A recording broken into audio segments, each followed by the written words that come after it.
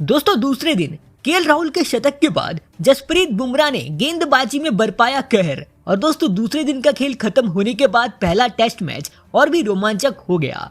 जहां दोस्तों Bharat south Africa की टीम के बीच सेंचुरियन के मैदान पर पहला टेस्ट मैच खेला जा रहा है। और दोस्तों पहले टेस्ट मैच के दूसरे दिन का खेल खत्म हो चुका है। तो आइए दोस्तों जानते हैं दूसरे दिन का पूरा हाईलाइट, कौन सी टीम का दूसरे दिन पलड़ा भारी रहा। जहां दोस्तों पहले दिन तक भारत के 8 विकेट गिर चुके थे और केएल राहुल 70 रन बनाकर नॉट आउट थे।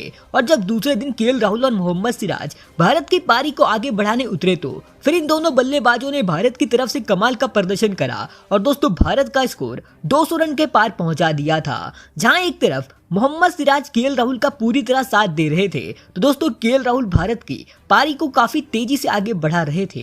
लेकिन दोस्तों जब इसके बाद केएल राहुल अपने शतक से केवल 5 रन दूर खड़े थे तभी मोहम्मद सिराज आउट हो बैठे और भारत को 9वां झटका 238 रन के स्कोर पर ग्रेलेट कोटेजी ने देकर मोहम्मद सिराज को आउट कर दिया था और सिराज 5 रन बनाकर आउट हुए थे। जहां इसके बाद केएल राहुल का साथ देने प्रसिद्ध कृष्णा उतरे तो दोस्तों इसके बाद केएल राहुल ने कमाल का प्रदर्शन करते हुए एक छक्का लगाकर इस मैच में अपना शतक पूरा करा था। जहां दोस्तों शतक पूरा करने के बाद केएल राहुल आक्रामक बैटिंग कर रहे थे, लेकिन आक्रामक बैटिंग करने के चक्कर में केएल राहुल नांद्रे बर्गर की गेंद पर क्लीन बोल्ड हो बैठे और दोस्तों राहुल 101 रनों की शानदार पारी खेलकर आउट हुए थे।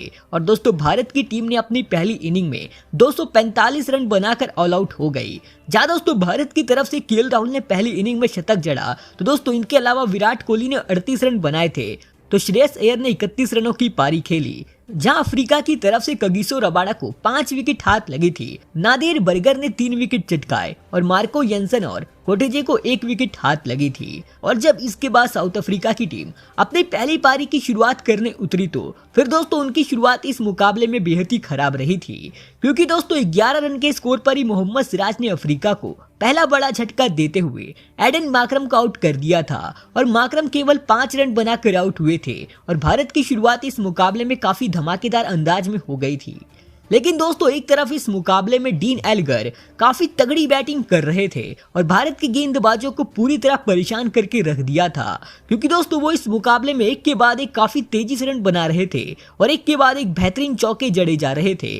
और इसके बाद उन्होंने टॉनी डी जॉर्जी के साथ मिलकर अफ्रीका का स्कोर भी 100 रन के पार पहुंचा दिया था और दोस्तों भारत के हाथ से ये मुकाबला फिसलता जा रहा था। लेकिन इसी बीच 104 रन के स्कोर पर अफ्रीका को दूसरा झटका जसप्रीत बुमराह ने देकर टॉनी डी जॉर्जी का आउट कर दिया और दोस्तों जॉर्जी 28 रन बनाकर आउट हुए थे। जहां उनके आउट होने के बाद अफ्रीका को एक और बड़ा झटका लगा और दोस्तों ये झटका 113 रन के स्कोर पर जसप्रीत बुमराह ने ही देकर कीगन पीटरसन को क्लीन बोल्ड मार दिया और वो केवल 2 रन बनाकर आउट हुए। लेकिन दोस्तों इसके बाद डीन एल्गर का साथ देने डेविड उतरे और दोस्तों डेविड ने उनका इस मुकाबले में बखूबी साथ निभाया और इसके बाद डीन एल्गर ने और भी खतरनाक बैटिंग करते हुए इस मुकाबले में अपना शतक पूरा कर डाला था। जहां दोस्तों डीन एल्गर का ये आखिरी सीरीज होने वाली है और दोस्तों इसके बाद ये रिटायरमेंट ले लेंगे और अपने रिटायरमेंट सीरीज में ही इन्होंने कमाल का प्रदर्शन करते हुए भारत के खिलाफ एक शानदार शतक जड़ दिया, जिससे इस मुकाबले में भारत के ऊपर काफी बुरा असर पड़ा। और दोस्तों इसके बाद डीन एल्गर और डेविड ने कमाल का प्रदर्शन करते हुए साउथ अफ्रीका का स्कोर 200 रन के पार पहुंचा दिया था। जहां एक तरफ जसप्रीत बुमराह इस मुकाबले में काफी कसी हुई गेंदबाजी कर रहे थे तो दोस्तों दूसरी तरफ इस मुकाबले में शार्दुल ठाकुर और प्रसिद्ध कृष्णा काफी महंगे साबित हो रहे थे। ये दोनों गेंदबाजी इस मैच में पूरी तरह वनडे मैच की तरह रन लुटाए जा रहे थे। और दोस्तों जहां एक तरफ सिराज और बुमराह अफ्रीका के ऊपर प्रेशर बना रहे थे तो ये दोनों गेंदबाज खराब गेंदबाजी करके पूरी तरह अफ्रीका के ऊपर से प्रेशर उतारते जा रहे थे